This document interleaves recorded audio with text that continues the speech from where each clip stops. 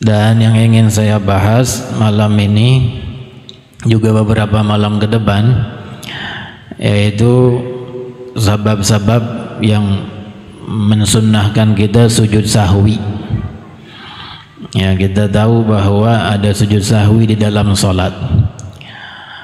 Kalau kita meninggalkan sesuatu yang disebut dengan ab'adus sholah atau yang lainnya nanti yang disebutkan sebabnya, untuk mengerjakan salah satu sebab sujud sahwi, maka disunnahkan sujud sahwi. Dan dalam mazhab kita Imam Syafi'i, sujud sahwi dilakukan sebelum salam, ya, di tasyahud akhir.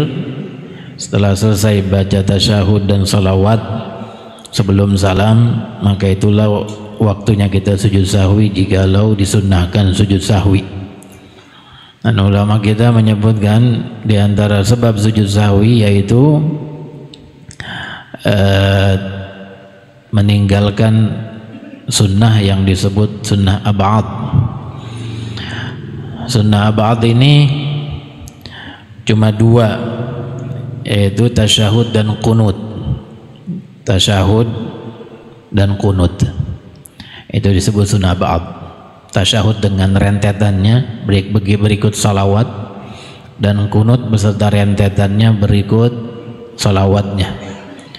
Nah, itu adalah sunnah ab'ad. Kalau kita ninggalkan qunut sengaja ataupun gak sengaja, maka sunnah sujud sahwi nanti di akhir salat. Begitupun kalau kita ninggalkan tasyahud awal, tasyahud awal kalau ditinggalkan maka disunnahkan sujud sahwi. Dan begitu juga kalau kita meninggalkan setengahnya, sebagian tasyahud awal kita tinggalkan, kita nggak baca, atau sebagian qunut kita nggak baca, maka disunnahkan sujud sahwi. Ya, walaupun nggak semuanya ditinggalkan, tapi sebagiannya, maka disunnahkan sujud sahwi. Sebagaimana juga kalau ragu, ketika sudah di akhir sholat ragu dia tadi tasyahud awal atau enggak, maka sunnah sujud sahwi. Karena dia ragu apakah tadi mengerjakan tasyahud awal ataukah tidak. Begitupun kalau seorang ragu ketika sudah di akhir sholat, dia ragu apakah tadi sudah kunut ataukah enggak, maka disunnahkan sujud sahwi. Jadi kesimpulannya, kalau seseorang meninggalkan ab'adus sholah, sunnah ab'ad, baik itu tasyahud awal ataupun kunut, maka disunnahkan sujud sahwi. Begitupun kalau meninggalkan sebagiannya, itu enggak ngebaca sebagian, enggak baca sebagian kunut, enggak ngebaca sebagian tasyahud awal, maka disunnahkan sujud sahwi. Ya, dan di seputar sujud sahwi, di seputar tasyahud dan kunut ini yang berkaitan dengan sujud sahwi, pencabangan masalah disebutkan oleh ulama cukup banyak. Kita akan mempelajarinya sedikit-sedikit. Yang ingin saya sampaikan malam ini itu, kalau ada orang sholat kemudian dia nggak tasyahud awal, sengaja nggak tasyahud awal.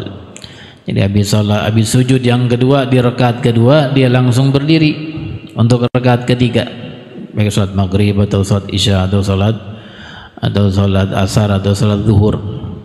Itu sholat yang ada tasyahud awalnya. Dia nggak sengaja nggak ngerjain tasyahud awal.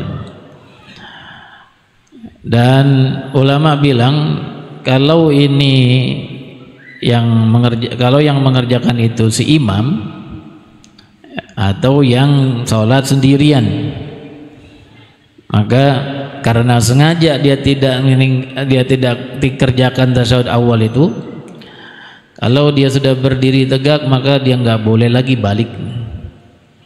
Kalau sudah berdiri maka nggak boleh lagi turun ke bawah untuk ngerjain tasyahud awal. Karena apa? Karena dia ninggalinnya sengaja. Ya, karena ninggalinnya sengaja. Lalu kalau dia balik, dia berdiri tegak, tasyahud deh kalau gitu, dibalik tasyahud, duduk ke bawah sengaja itu, maka batal sholatnya. Ya, ini perlu diperhatiin berarti, karena ini menyebabkan batalnya sholat. Kalau dia sengaja dan dia sudah belajar, dia tahu itu nggak boleh balik ke bawah lagi untuk tasyahud awal.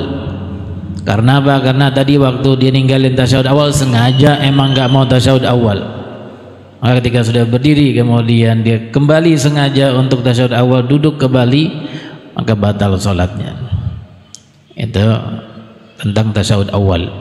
Begitupun kalau kunut.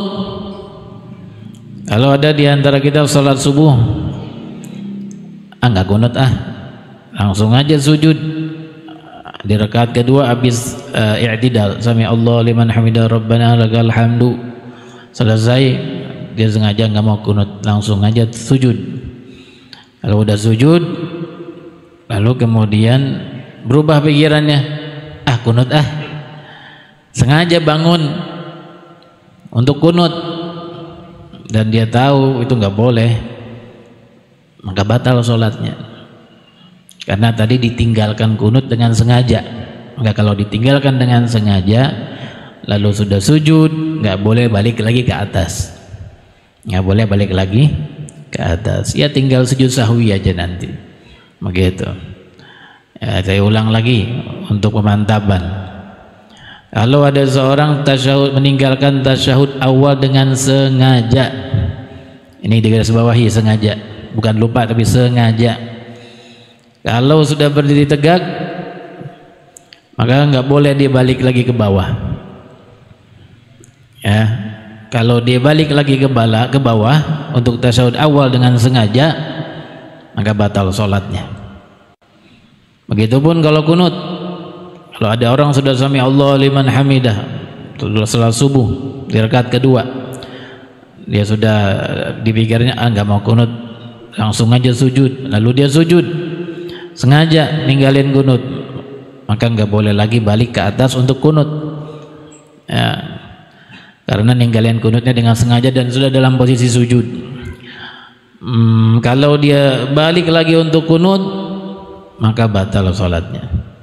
Ya, ini hukum terkait dengan jika yang sholat itu imam atau orang yang sholat sendirian.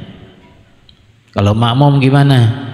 Kalau makmum to be continue, terusannya nanti. Ya, kebanyakan nanti bingung. Oke, cukup sampai di situ. Ya, semoga Allah telah berikan kita ilmu yang bermanfaat. Amin ya rabbal alamin.